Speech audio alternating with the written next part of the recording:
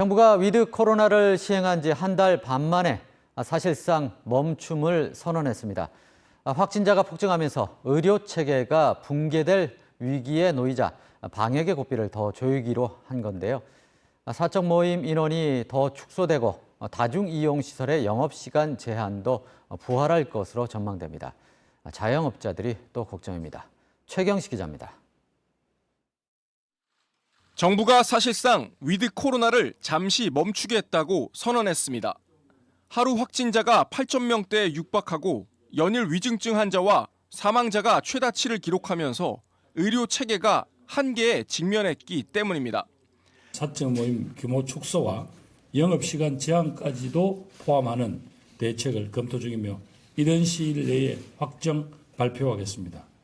정부는 현재 6명인 수도권의 사적 모임 인원을 4명으로 줄이고 24시간 영업이 가능한 식당과 카페 등 다중이용시설의 영업시간을 밤 12시나 밤 10시까지로 단축하는 방안을 검토하고 있습니다.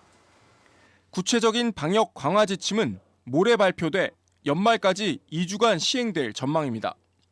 도내 사적 모임 허용 인원이 8명으로 줄어든 지 열흘 만에 또다시 축소 계획이 알려지자 자영업자들은 허탈감을 감추지 못하고 있습니다. 다중이용시설에 적용된 방역 패스 탓에 가뜩이나 부담인데 영업시간과 손님 규모마저 줄면 경제적인 타격이 클 수밖에 없기 때문입니다. 특히 밤장서로 하루 매출을 올리는 술집 등은 직격탄을 맞을 수밖에 없습니다. 하루에 한 200~300 팔던 집이 그 정도 9시나 10시까지 제한이 되면 1~20만 원 정도뿐이 매출이 오르지 않거든요. 이렇게 되면 저희가 삶이 아주 나락으로 빠져드는데 이거에 대해서 특단의 조치를 정부에서 강구해 주셔야지.